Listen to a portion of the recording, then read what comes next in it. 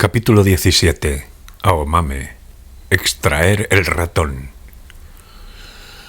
En el telediario de las 7 de la mañana dieron amplia cobertura a la inundación de la estación del metro de Akasaka Mitsuke, pero no mencionaron nada sobre la muerte del líder de vanguardia en una suite del Hotel Okura.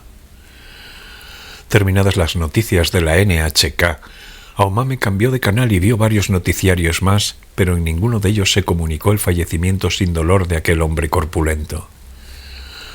«Han ocultado el cadáver», pensó Aomame frunciendo el ceño. Tamaru ya había previsto esa posibilidad, pero a Aomame le costaba creer que hubiera ocurrido realmente. De alguna forma, habrían conseguido sacar el cadáver del líder del Hotel Okura, lo habrían metido en el coche y se habrían marchado con él. Era un hombre bastante corpulento. El cadáver debía de ser muy pesado, y en el hotel había muchos clientes y empleados. Numerosas cámaras de vigilancia acechaban en cada rincón. De algún modo habían logrado transportar el cadáver hasta el aparcamiento en el subsuelo del hotel sin llamar la atención de la gente. En cualquier caso, seguro que habían llevado de noche sus restos mortales hasta la sede de la comunidad, en las montañas de Yamanashi. Allí habrían deliberado cómo encargarse del cadáver del líder. Al menos no informarían a la policía de manera oficial sobre su muerte. Cuando algo se esconde, debe permanecer escondido para siempre. A lo mejor aquella intensa tronada y el aguacero localizados y la confusión que habían provocado les habían facilitado las cosas. En todo caso, habían evitado sacarlo a la luz. Afortunadamente, el líder apenas se mostraba en público. Su persona y sus actos estaban envueltos en misterio, de manera que, aunque hubiera desaparecido de repente, su ausencia no llamaría la atención durante algún tiempo. Su fallecimiento, o su asesinato, permanecería guardado en secreto entre un puñado de personas. Por supuesto, Aomame desconocía si ellos tenían la intención de llenar de alguna forma el vacío que la muerte del líder había dejado. Pero para ello tendrían que mover cielo y tierra, para seguir manteniendo la organización. Como había dicho aquel hombre, aunque el dirigente desapareciera, el sistema seguiría existiendo, seguiría actuando. ¿Quién sucedería al líder? Ese era un asunto que no incumbía a Aomame. Su cometido había sido eliminar al líder, no destruir una comunidad religiosa. Pensó en los dos guardaespaldas trajeados de negro, el rapado y el de la coleta. Una vez de vuelta en la comunidad, asumirían fácilmente la responsabilidad de que el líder había sido asesinado. Aomame se imaginó que les asignaban la misión de perseguirla y liquidarla o atraparla. Pase lo que pase, encontrad a esa mujer. Hasta entonces no volváis, les ordenarían. Era posible. Ellos habían visto su cara de cerca. Eran competentes y estaban ansiosos de venganza. Eran los cazadores idóneos. Además, la directiva de la comunidad tenía que averiguar quién estaba detrás de Aomame. Para desayunar se comía una manzana. Apenas tenía apetito. En sus manos todavía permanecía la sensación que había experimentado cuando clavó la aguja en la nuca del hombre. Mientras pelaba la manzana con la mano derecha, utilizando un pequeño cuchillo, sintió un tenue estremecimiento. Un estremecimiento que nunca antes había experimentado. Cuando se asesinaba a alguien, ese recuerdo no desaparecía de la noche a la mañana. Naturalmente, arrebatarle la vida a una persona no era nada agradable, pero todas sus víctimas habían sido hombres que no merecían vivir. La repulsión podía más que la compasión. Sin embargo, en esta ocasión era diferente. Observado lo ocurrido de manera objetiva, los actos que aquel hombre había cometido atentaban contra la moralidad. No obstante, él no era una persona normal y corriente en diversos sentidos. Esa falta de normalidad podía considerarse algo que trascendía los criterios del bien y el mal, al menos parcialmente. Y quitarle la vida tampoco era normal. Le había dejado una sensación extraña en el cuerpo, una sensación que no era normal. Lo que él le había dejado era una promesa. Aomame llegó a esa conclusión tras cavilar durante un rato. El peso de la promesa permanecía en sus manos como un símbolo. Aomame se dio cuenta. ese símbolo tal vez jamás desaparecería de sus manos. Pasadas las 9 de la mañana, el teléfono sonó. Era Tamaru. Dejó sonar 3 veces, colgó y pasados 20 segundos volvió a llamar. En efecto, los tipos aquellos no han llamado a la policía, dijo Tamaru. No ha salido en las noticias ni en los periódicos. Pues de que está muerto no hay duda. Eso lo saben, por supuesto. El líder está muerto, de eso no cabe duda. Han realizado algunos movimientos, ya se han marchado del hotel. Anoche varias personas fueron convocadas en la sede local de la ciudad, quizá para ponerse de acuerdo en cómo conseguir que el cadáver pasara inadvertido. Esos tipos son unos expertos en operaciones de semejante calibre. Y a la 1 de la madrugada un Mercedes-Benz de clase S, con cristales ahumados, y una Toyota Yace con las ventanillas tintadas salieron del aparcamiento del hotel. Ambos tenían matrícula de Yamanashi. Probablemente no hayan llegado a la sede de Vanguardia hasta el amanecer. El día anterior realizaron una investigación policial, pero no fue seria. La policía hizo su trabajo y se retiró enseguida. En la comunidad hay un incinerador enorme. Arrojando allí el cadáver no quedará ni un hueso. Se convertirá en puro humo. ¡Qué macabro! Sí, son unos tipos siniestros. Aunque el líder está muerto, la organización sigue funcionando por el momento. Igual que una serpiente cuando se sigue moviendo después de que le hayan cortado la cabeza. Le falta la cabeza y no sabe bien hacia dónde ir. Es difícil de predecir qué ocurrirá a continuación. Quizá se muera al cabo de poco tiempo, o quizá le nazca una nueva cabeza. Aquel hombre no era normal. Tamaru no manifestó su parecer al respecto. Esta vez ha sido muy diferente, dijo Aomame.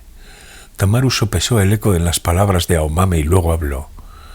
Que esta vez ha sido muy diferente también me lo imagino yo, pero deberíamos pensar en lo que va a ocurrir a partir de ahora. Y en serio, si no, no sobreviviremos. Aomame quiso decir algo, pero las palabras no le salieron. El estremecimiento todavía permanecía en su cuerpo. «Madame quiere hablar contigo», dijo Tamaru. «¿Es posible?» «Claro», contestó Aomame. La señora se puso el teléfono. En su voz se percibía el color del alivio. «Se lo agradezco, tanto que no puedo expresarlo con palabras. Ha vuelto a realizar un trabajo impecable». «Muchas gracias, pero creo que no podré volver a hacer algo así nunca más», dijo Aomame. «Lo sé, le pedí lo imposible. Estoy feliz de que haya vuelto usted sana y salva. No pienso volver a pedirle algo así. Se ha terminado. Le he preparado un lugar en el que podrá estar tranquila. Usted no se preocupe. Haga el favor de permanecer a la espera en esa casa de acogida. Entre tanto, dispondré todo para que comience una nueva vida». Aomame le dio las gracias. «¿Hay algo que de momento le haga falta? Si hay algo, dígamelo y se lo conseguiré de inmediato a través de Tamaru». «No, por ahora creo que tengo todo lo que necesito». La señora carraspeó ligeramente. «Bien, solo le pido que recuerde lo siguiente. Lo que hemos hecho es del todo correcto. Hemos castigado a ese hombre por sus crímenes y hemos tomado precauciones para que no vuelvan a ocurrir en el futuro. Hemos evitado que haya más víctimas. No hay nada de lo que arrepentirse». Él dijo lo mismo. ¿Él? El líder de Vanguardia, el hombre que liquidé anoche. La señora permaneció en silencio durante 5 segundos y preguntó, ¿lo sabía? Sí, sabía que yo había acudido para eliminarlo. Me recibió a sabiendas de que lo quería asesinar. Es más, estaba deseando morir. Su cuerpo sufría una grave lesión y se dirigía hacia una muerte lenta pero ineludible. Yo adelanté un poco ese momento y di descanso a un cuerpo lacerado por fuertes dolores. La señora pareció seriamente sorprendida al escuchar aquello. Volvió a quedarse sin habla, lo cual era raro en ella.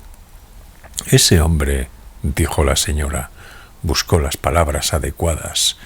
«Deseaba que lo castigaran por sus actos. Lo que deseaba era que lo libraran cuanto antes de una vida llena de sufrimiento. Y cuando lo asesinó, él estaba mentalizado. Eso es». Aomame no mencionó el pacto al que habían llegado el líder y ella. Ella tenía que morir a cambio de que Tengo sobreviviera en aquel mundo. Esa era la promesa secreta acordada entre el hombre y Aomame. No podía revelársela a nadie. Los actos de ese hombre eran anormales, desviaciones, y tenía que ser asesinado, pero no era una persona normal. Por lo menos tenía algo especial, de eso no cabe duda. Algo especial, dijo la señora. No sé cómo explicarlo, dijo Aomame. Es una habilidad o un don especial y al mismo tiempo una carga terrible que parecía corroer su cuerpo desde dentro. ¿Quiere decir que ese algo especial lo llevó a actuar de manera anormal? Tal vez. En cualquier caso, usted le puso fin. Exacto, dijo Aomame en un tono seco. Aomame cogió el auricular con la mano izquierda, abrió la mano derecha, en la que todavía sentía el tacto de la muerte, y observó su palma. Aomame no comprendía qué era unirse de manera ambigua a unas niñas. Obviamente no podía explicárselo a la señora. En apariencia ha fallecido de muerte natural, como siempre, pero quizás ellos no lo consideren una muerte natural.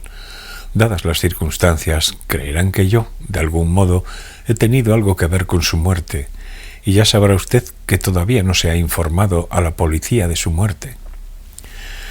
Independientemente de cómo actúen ellos a partir de ahora, nosotros vamos a protegerla con todo nuestro empeño, dijo la señora. Ellos tienen su organización, pero nosotros tenemos fuertes conexiones y capital en abundancia. Y usted es una persona inteligente y cautelosa. No vamos a dejar que se salgan con la suya. ¿Todavía no han encontrado a Tsubasa?, preguntó Aomame. Aún no sabemos dónde se encuentra. Yo creo que debe de estar dentro de la comunidad, porque no tiene ningún otro sitio a donde ir. Por ahora no hemos encontrado ninguna forma de recuperarla. Con la muerte del líder, la organización probablemente ande revuelta. Aprovechando la confusión, quizá podamos salvar a la niña. Tenemos que protegerla como sea. El líder había dicho que la Tsubasa que había estado en la casa de acogida no era un cuerpo real, que no era más que la forma de un concepto y que había sido recuperada. Pero eso no podía comunicárselo a la señora en aquel momento. Realmente, Aomame no sabía qué era lo que quería decir, pero se acordó del reloj de mesa de granito levitando en el aire. Había ocurrido de verdad delante de sus ojos. ¿Cuántos días voy a estar escondida en esta casa de acogida?, preguntó Aomame. Cuente entre 4 días y 1 semana. Luego le proporcionaremos un nuevo nombre y un nuevo entorno y la llevaremos muy lejos de aquí. Una vez que esté bien instalada, por seguridad, dejaremos de contactar con usted. No volveré a verla durante algún tiempo. Por mi edad, quizá no vuelva a verla jamás. Ojalá no hubiera tenido que meterla en todo este jaleo. Pienso en ello continuamente. Así, quizá no tendría que perderla como va a pasar. Pero la señora se quedó sin voz durante un rato. Aomame esperó en silencio a que continuara. Pero no me arrepiento, parecía cosa del destino. No pude evitar implicarla a usted. No tenía otra opción. Una especie de poderosa fuerza fue la que me empujó. No sé cómo pedirle perdón por todo esto. Bueno, a cambio hemos compartido algo valioso que no podríamos compartir con nadie más, algo que nadie más puede conseguir. Tiene razón, dijo la señora. Para mí compartirlo ha sido necesario. Gracias. Me alivia que me diga eso. A Aomame también le resultaba penoso no volver a ver a la señora. Ella era uno de los pocos lazos que Aomame poseía, un lazo que la unía a duras penas con el mundo exterior.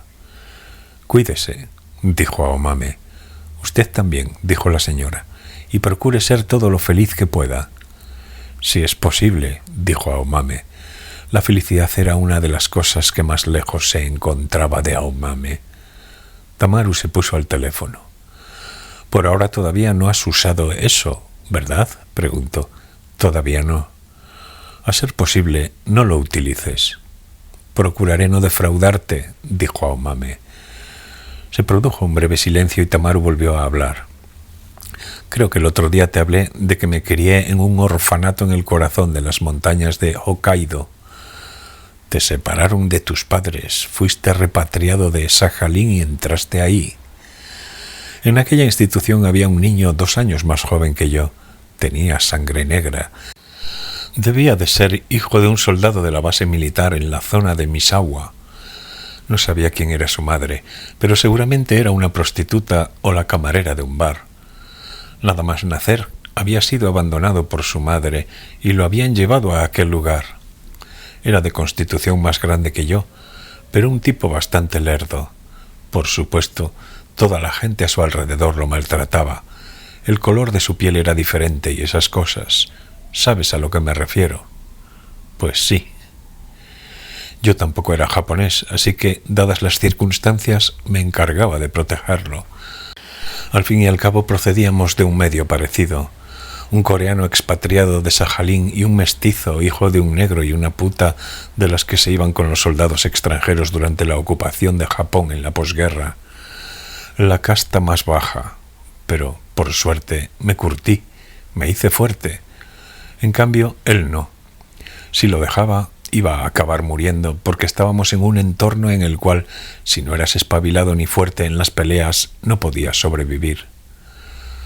Aomame permanecía callada escuchándolo. Era imposible dejarle hacer algo. Era incapaz de hacer bien una sola cosa. Ni siquiera podía abrocharse los botones él solo o limpiarse bien el culo.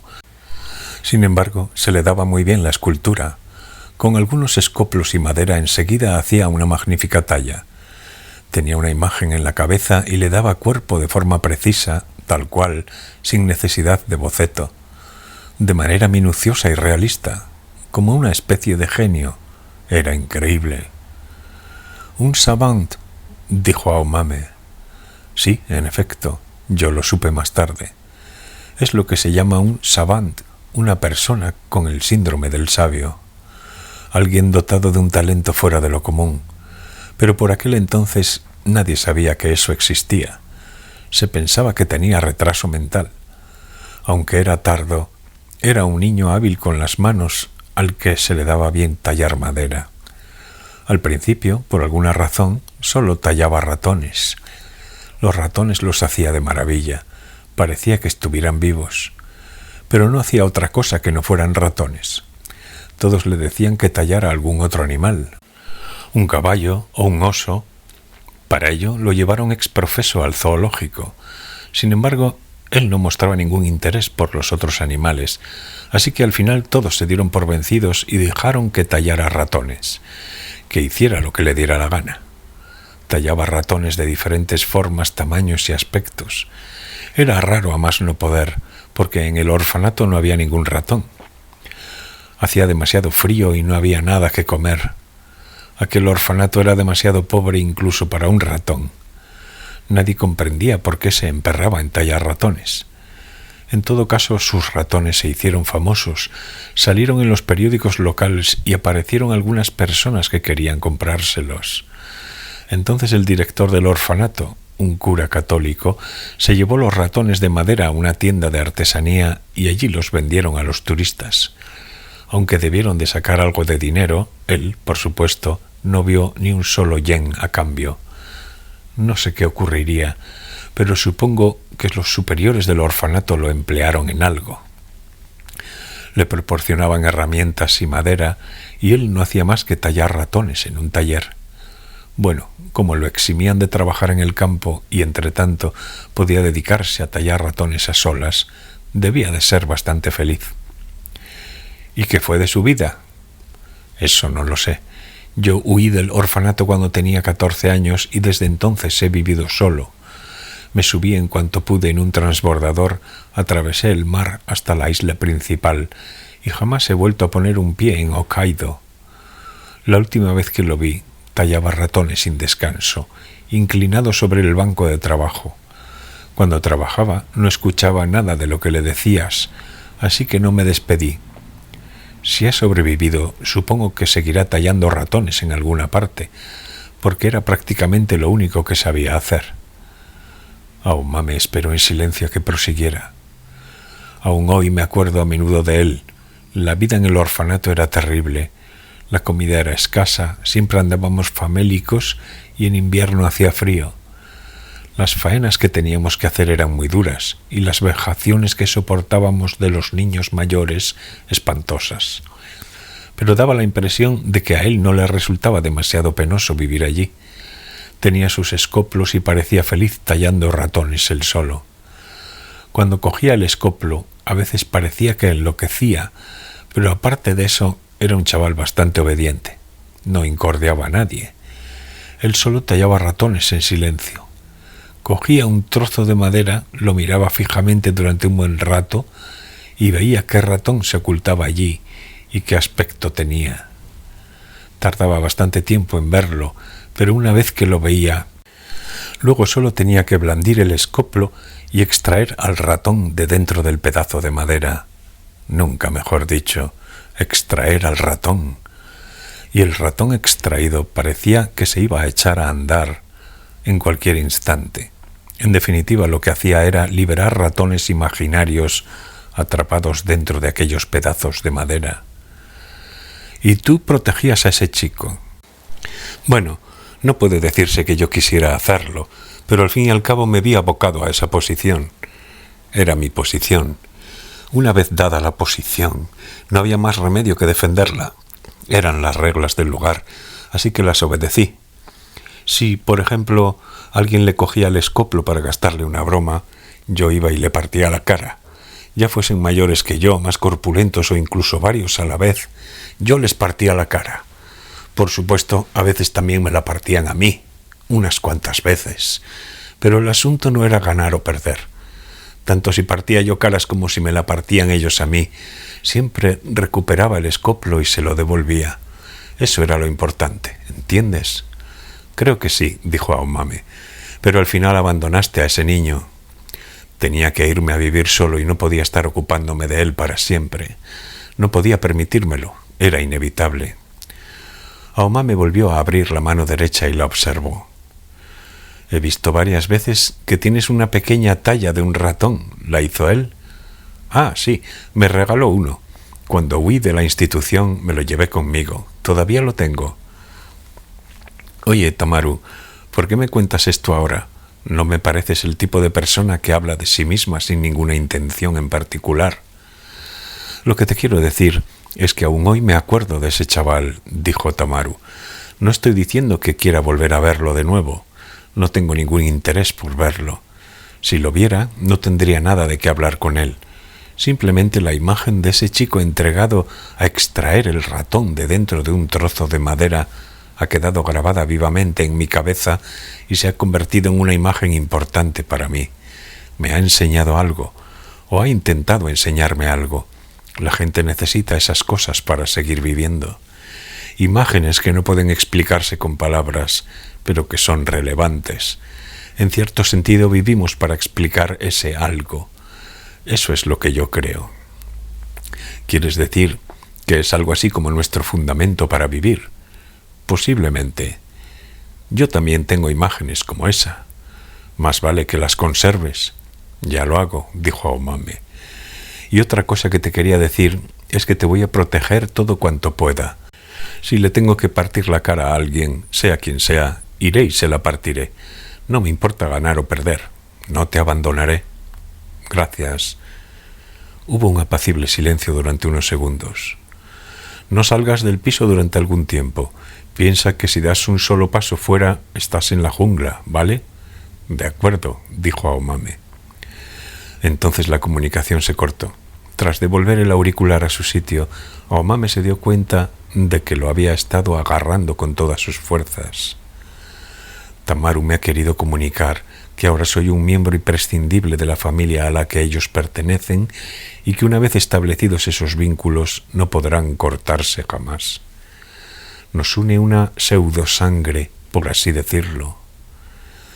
Aomame le estaba agradecida por haberle transmitido ese mensaje. Él sabía que ella estaba pasando por un momento difícil. Precisamente porque la consideraba un miembro de la familia, le había contado un poco de su secreto. Pero a Aomame la apesadumbraba pensar que esa estrecha relación solo estaba ligada por una forma de violencia. Hemos trabado este hondo sentimiento en medio de unas circunstancias peculiares por las que he infringido la ley, he asesinado a unas cuantas personas y por ello ahora podría ser perseguida y asesinada. Pero me pregunto si habría sido posible establecer esta relación si el asesinato no se hubiera interpuesto. ¿Habríamos podido crear esos vínculos de confianza si no caminara al margen de la ley? Probablemente sería difícil. Mientras se tomaba un té, vio el telediario. Ya no informaban sobre la inundación en la estación de Akasaka Mitsuke. Al amanecer el agua se retiró y los metros volvieron a circular con normalidad, de modo que ya formaba parte del pasado. Y el fallecimiento del líder de vanguardia todavía no se había dado a conocer. Solo un puñado de gente lo sabía. Aomame se imaginó el cadáver de aquel hombre corpulento ardiendo en el incinerador a altas temperaturas. No quedará ni un hueso, había dicho Tamaru. Todo se convertiría en humo y se disolvería en el aire de principios de otoño, independientemente de gracias divinas y sufrimientos. Aomame era capaz de imaginarse el humo y el aire. Informaron de que la autora del bestseller La crisálida de aire, una chica de 17 años, seguía en paradero desconocido. Hace ya más de 2 meses que no se sabe nada de Eriko Fukada, conocida como Fukaeri. La policía ha recibido de su tutor una solicitud de búsqueda y está indagando su paradero cautelosamente, pero por ahora no se ha esclarecido nada. Eso fue lo que dijo el locutor. Mostraron imágenes de ejemplares de La crisálida de aire apilados en los escaparates de una librería. En las paredes del comercio habían pegado pósteres con el retrato de aquella chica guapa. Una joven dependienta hablaba frente al micrófono de la cadena de televisión. El libro se sigue vendiendo de maravilla. Yo misma lo he comprado y me lo he leído. Es una novela muy entretenida que rebosa imaginación. Ojalá encuentren cuanto antes a Fukaeri. En la noticia no se mencionaba la relación entre Eriko Fukada y la comunidad religiosa con personalidad jurídica vanguardia. Los medios de comunicación eran precavidos en todo lo que atañía a organizaciones religiosas. De momento, Eriko Fukada se encuentra en paradero desconocido. A los 10 años fue violada por su padre. Si damos por buenas las palabras que él mismo dijo, ambos se unieron ambiguamente y a través de ese acto condujeron a la Little People hacia su interior. ¿Qué era lo que había dicho? Ah, sí, perceiver y receiver. Eriko Fukada era la que percibía y su padre el que recibía. Entonces el hombre empezó a escuchar una voz especial. Se convirtió en el apoderado de la Little People y en el fundador de la comunidad religiosa vanguardia. Posteriormente, ella se marchó de la organización y ahora lleva consigo el impulso anti-Little People y, en colaboración con Tengo, ha escrito una novela llamada La crisálida de aire que se ha convertido en un bestseller. En el presente, por algún motivo, se encuentra en paradero desconocido. La policía la está buscando. Por otra parte, anoche asesiné al padre de Eriko Fukada, líder de la comunidad vanguardia, valiéndome de un picahielos especial. Los miembros de la comunidad han sacado el cadáver del hotel y se han desembarazado de él confidencialmente. Aomame no tenía ni idea de si Eriko Fukada estaba al corriente de la muerte de su padre y de cómo se lo iba a tomar. Aunque él mismo deseaba morir y fue una muerte caritativa e indolora, he arrancado la vida de una persona con mis propias manos. La vida humana implica soledad en su origen, pero no es solitaria. En cada momento nos vinculamos a otras vidas. En ese sentido, probablemente cargo con alguna forma de responsabilidad. Tengo también está implicadísimo en esta cadena de acontecimientos. Eriko Fukada es el elemento que nos une. Perceiver y receiver. ¿Dónde se encontrará y qué estará haciendo ahora Tengo? ¿Tendrá algo que ver con la desaparición de Eriko? ¿Estarán actuando juntos en este momento? En el telediario no van a decirme nada sobre la suerte de Tengo. Ahora mismo nadie sabe que él ha sido el principal escritor de La crisálida de aire, pero yo sí lo sé. Parece que estamos acortando distancias poco a poco. Tengo y yo hemos sido arrastrados a este mundo debido a ciertas circunstancias y nos aproximamos el uno al otro como atraídos por un gran vórtice. Quizás sea un vórtice fatal.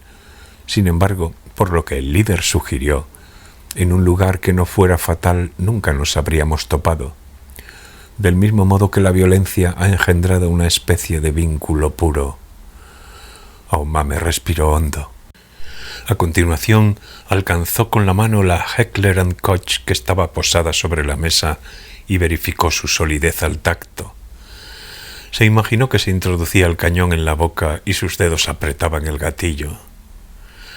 Un gran cuervo apareció inesperadamente en el balcón, se posó sobre la barandilla y garajeó unas cuantas veces con voz penetrante. Aomame y el cuervo se observaron uno al otro durante un rato a través de la ventana. El cuervo espiaba la actividad de Aomame en el piso, moviendo aquellos grandes y brillantes ojos a ambos lados de la cabeza. Parecía estar infiriendo el significado de la pistola que ella tenía en la mano. Los cuervos son animales inteligentes. Entienden que ese pedazo de metal posee un significado relevante. Desconocen el porqué, pero lo saben. Luego, de igual modo que había aparecido, el cuervo desplegó repentinamente las alas y se marchó volando. Parecía que había visto lo que tenía que ver. Cuando el cuervo se marchó, Aomame se levantó del asiento, apagó el televisor y lanzó un suspiro. Esperaba que ese cuervo no fuera un espía de la Little People. Aomame realizó los mismos estiramientos de siempre sobre la alfombra de la sala de estar. Durante una hora atormentó sus músculos. El tiempo transcurrió con el dolor oportuno. Emplazó uno por uno cada músculo del cuerpo y lo inquirió estricta y minuciosamente. Aomame llevaba grabados en la cabeza el nombre, la función y la naturaleza de cada músculo. Ninguno se le pasaba por alto. Derramó mucho sudor, los órganos respiratorios y el corazón trabajaron a toda marcha y sus sentidos cambiaron de canal. Aomame prestaba atención al flujo de su sangre y recibía los callados mensajes que sus vísceras emitían. Mientras movía ampliamente los músculos de la cara, como si estuviera haciendo muecas, dirigió esos mensajes. A continuación se duchó y eliminó todo el sudor. Se subió en la balanza para comprobar que no se había producido ningún cambio importante. Frente al espejo, confirmó que el tamaño de sus pechos y la figura de su vello púbico no habían cambiado y torció el gesto con fuerza. Era el ritual de cada mañana. Al salir del cuarto de baño, Aomame se puso un chándal que le permitía moverse con facilidad. Luego, para matar el tiempo, decidió inspeccionar una vez más todo lo que había en el piso. Empezó por la cocina. Miró de qué alimentos, qué vajilla y qué utensilios de cocina disponía. Mentalmente fue haciendo inventario de cada cosa. Programó más o menos en qué orden cocinar y consumir las existencias de alimentos. Conforme a sus cálculos, podría vivir al menos 10 días sin pasar hambre y sin salir de aquel piso para nada, intentando ahorrar quizá 2 semanas. Le habían proporcionado suficiente comida para ello. Después, examinó con cuidado las existencias de diversos productos: papel higiénico, pañuelos de papel, detergentes, bolsas de la basura. No faltaba nada. Se habían preocupado de comprar de todo. De los preparativos seguramente se había encargado una mujer. Se podía observar la atención propia de una experta ama de casa. Habían calculado de forma minuciosa hasta el último detalle que necesitaba una soltera sana de 30 años para vivir sola allí durante un corto periodo de tiempo. No podía haber sido un hombre, aunque era posible que lo hubiera hecho un gay cuidadoso y perspicaz. El armario para la ropa de cama del dormitorio estaba provisto de sábanas, mantas, edredones y almohadas de repuesto. Todo olía a artículo recién comprado y, por supuesto, todo era blanco y liso. Habían prescindido de cualquier ornamentación. El gusto y la personalidad no eran necesarios en aquel caso. En la sala de estar había un televisor, un vídeo y una minicadena. También habían instalado un tocadiscos y un cassette. En la pared opuesta a la ventana había un aparador de madera que le llegaba por la cintura. Al agacharse y abrirlo, vio unos 20 libros bien colocados. No sabía quién había sido, pero alguien se había preocupado porque no se aburriera mientras permaneciera allí oculta. Habían sido escrupulosos. Todos los libros eran de tapa dura y estaban nuevos, ni rastro de haber sido hojeados.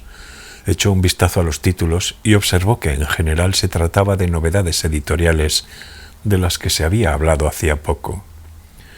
A pesar de que seguramente los habían elegido entre una pila de libros de una librería grande, se percibían ciertos criterios en la selección. Aunque no llegaba a ser gusto, había criterio. Las obras de ficción y de no ficción se repartían más o menos a partes iguales. La selección incluía La crisálida de aire. Aomame asintió brevemente, sacó aquel libro y se sentó en el sofá de la sala de estar. Los suaves rayos de sol incidían sobre el sofá.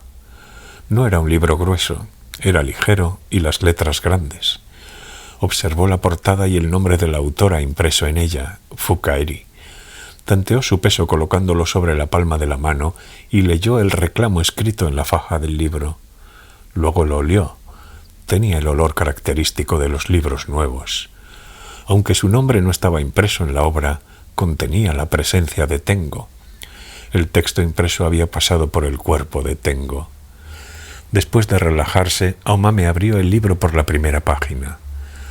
La taza de té y la Heckler & Koch estaban al alcance de su mano.